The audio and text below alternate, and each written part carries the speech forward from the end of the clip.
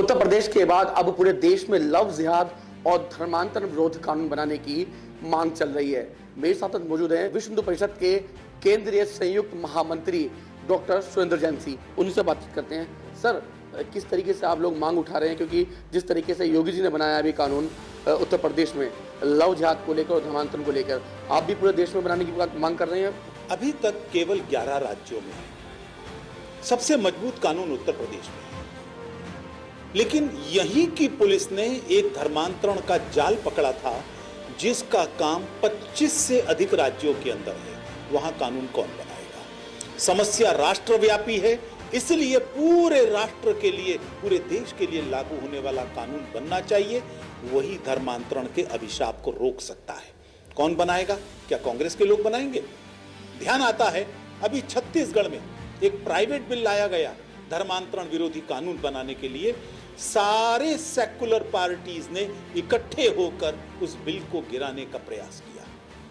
मैं आरोप लगा रहा हूं, चाहे समाजवादी पार्टी हो, चाहे कांग्रेस हो, जितने भी सेक्युलर माफिया के लोग हैं, जितने भी टूल किट गैंग के लोग हैं, इन सब के संरक्षण में धर्मांतरण का काम चलता है।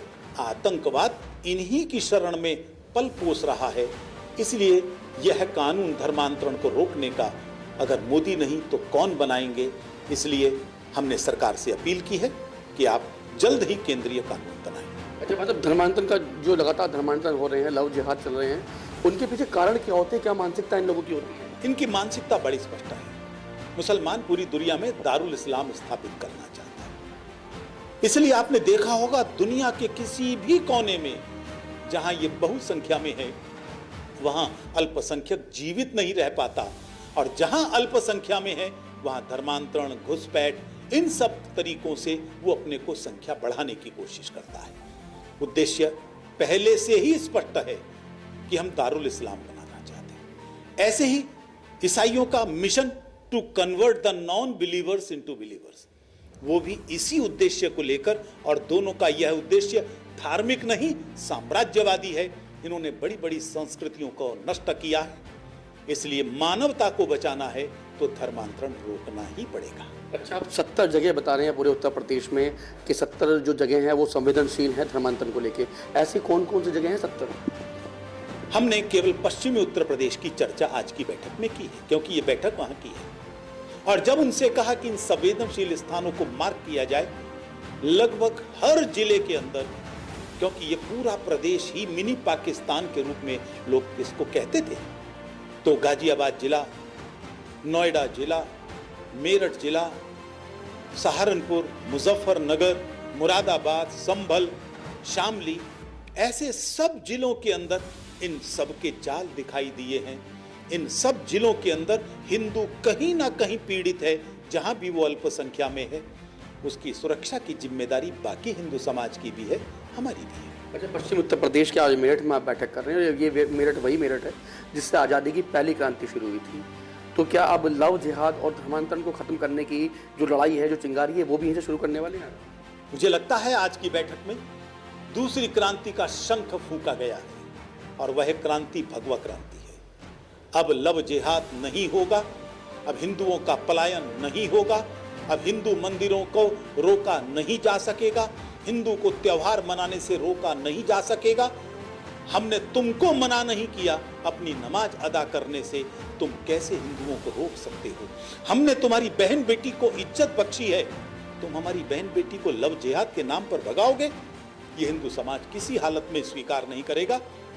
वो क्रांति सफल हुई थी कि नहीं, इस पर दो राय हो सकती हैं, लेकिन ये भगवा क्रांति सफल होगी, निश्चित तौर पर होगी। और इसलिए मंत्र लिया है आज की बैठक में, पलायन नहीं पराक्रम।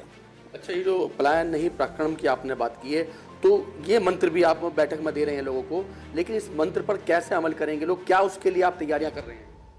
बजरंग दल के लोगों ने तय किया है कि जहां जहां हिंदू बहुसंख्या में भी है, वहां वहां हिंदुओं के बीच में जाकर उनके युवकों को एकत्रित करना, बलोपासना केंद्र निर्माण करना, 1 घंटा बल की उपासना में लगाएं, प्रतिदिन व्यायाम करें, और जहां हिंदू अल्पसंख्या में है वहां के युवक भी इकट्ठे हों, वहां के समाज में एक विश्वास निर्माण हो हमें छोड़कर नहीं जाना, हम लड़ेंगे, अपनी जन्मभूमि नहीं छोड़ेंगे। तो यह संकल्प भी उनमें दिलाना, और यदि कोई उनको तकलीफ देता है तो बाकी जगह का हिंदू समाज उनके साथ खड़ा हो, यह विश्वास उनको दिलाना और बाकी हिंदू समाज को यह संकल्प दिलाना, ये सब काम विश्व हिंदू परिषद करने वाला है। पश्चिम उत्तर प्रदेश में कितनी व्यायामशाला खोली जा रही है जहां उनको शारीरिक जो बल है वो सिखाया जाएगा, उसके साथ साथ और जो तैयारियां हैं आप बता रहे हैं वो सब सिखाई जाएंगी, क्या तैयारियां वहां रहेंगी? हमने कोई संख्या तय नहीं की है, हमने तय किया ऐसे सब स्थानों पर खोलेंगे, और मुझे लगता है एक जाल इसका जबरदस्त फैलेगा। कई जिलों ने तय किया है, हमारे गांव के अंदर बजरंग दल को पहुंचाएंगे। मैं समझता हूं एक संख्या का विषय छोड़ दें, प्रभाव का विषय देखना, बहुत जल्दी प्रभाव देखने को मिलेगा। तो क्या आप जो हिंदू है वो संगठित होकर जो जिन लोगों की आप बात करें उन लोगों से खुद लड़ेंगे? हम कानून का सहयोग करेंगे, हम ऐसी प्रतिकारात्मक शक्ति निर्माण करेंगे कि कोई हिंदू के दमन का सोचे भी नहीं।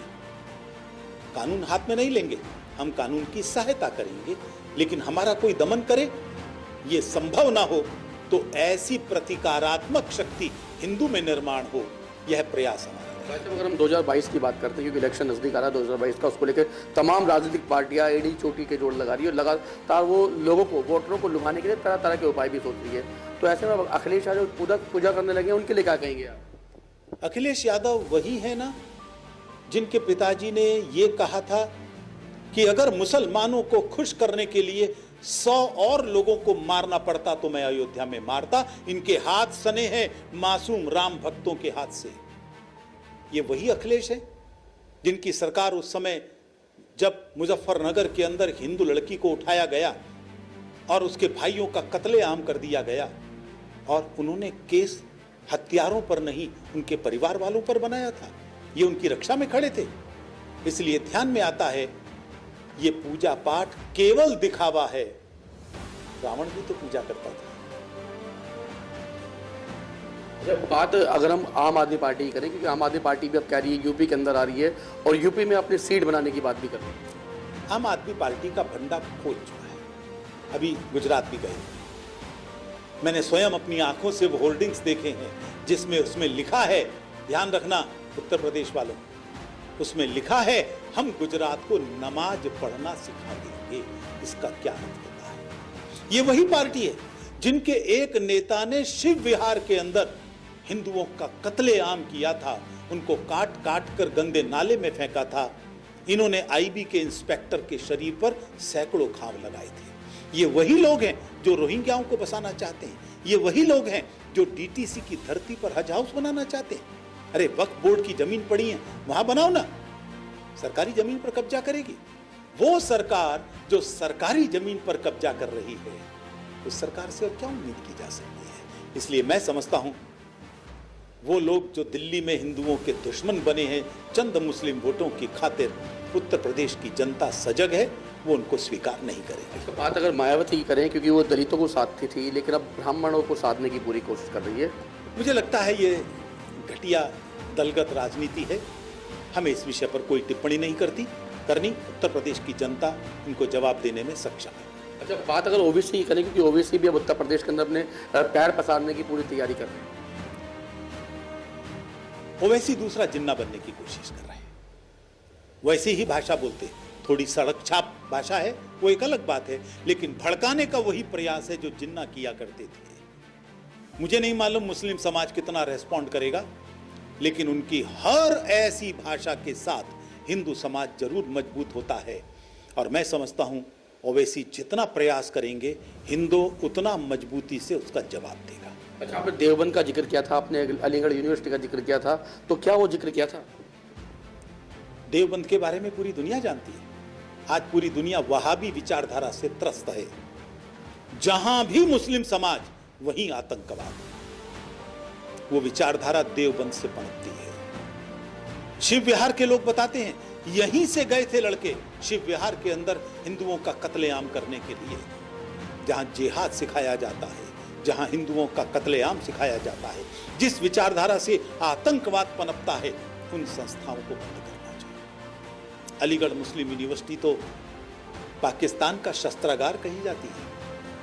वहीं से पाकिस्तान का निर्माण हुआ था, विचारधारा वहीं पनपी थी। आज भी वही कर रहे हैं। जिस राजा महेंद्र प्रताप ने अलीगढ़ मुस्लिम यूनिवर्सिटी के लिए अपनी जमीन दी थी, उनकी प्रतिमा उनको स्वीकार नहीं है, लेकिन वो जिन्ना जिसने भारत का विभाजन किया था, करोड़ों हिंदुओं को बेघर बार किया था, लाखों हिंदुओं का कत्लेआम किया था, उसकी फोटो की रक्षा के लिए खड़े हो जाते हैं। मुझे लगता है सरकार को उन पर लगाम कसनी चाहिए और कोई राष्ट्र विरोधी गतिविधि वहां नहीं पनपनी चाहिए। तो बहुत बहुत धन्यवाद। ये थे हमारे साथ विश्व हिंदू परिषद के केंद्रीय संयुक्त महामंत्री डॉक्टर सुरेंद्र जैन जी, जिनका साफ तौर पर कहना है कि अब मेरठ वो धरती है जो क्रांतिकारी धरती है, जहां से आज़ादी की पहली चिंगारी शुरू हुई थी और अब उसी धरती से भगवा क्रांति की चिंगारी भी उठने वाली है। मेरठ से सावन के साथ लोकेश टंडन, LTV।